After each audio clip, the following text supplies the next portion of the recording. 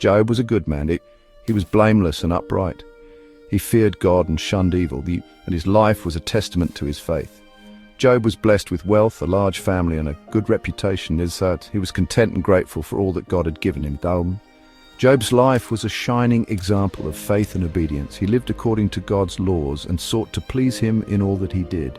Job's heart was filled with gratitude for his blessings. He recognized that everything he had came from God. He never took his prosperity for granted. Instead, he used his wealth to help others and lived a life of generosity and kindness.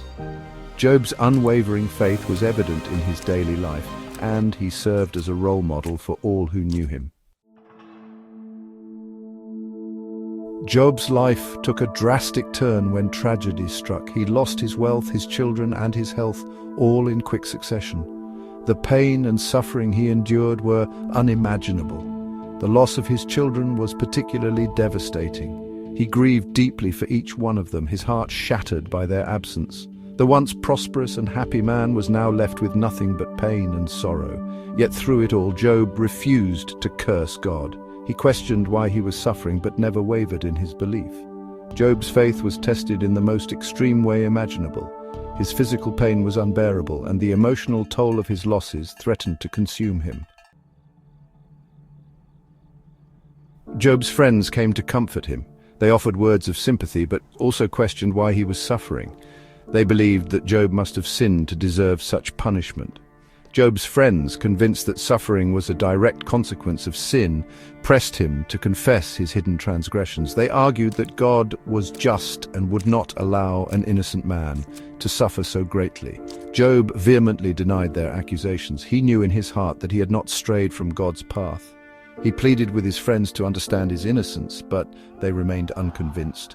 Job's faith was shaken by their accusations, but he refused to believe that he was being punished unjustly. God, hearing Job's cries, responded to him out of a whirlwind. He questioned Job's understanding of the world. He reminded Job of his power and sovereignty. God did not provide Job with specific answers to his questions about why he was suffering. Instead, he asked Job a series of questions that highlighted the vastness of creation and the limitations of human understanding. God reminded Job that he was the creator of all things, both great and small, and that his ways were beyond human comprehension. Job, overwhelmed by the presence of the Almighty, humbled himself before God. Job realized that he had questioned God's wisdom instead of trusting in his goodness. He repented of his doubts and affirmed his faith in God's plan.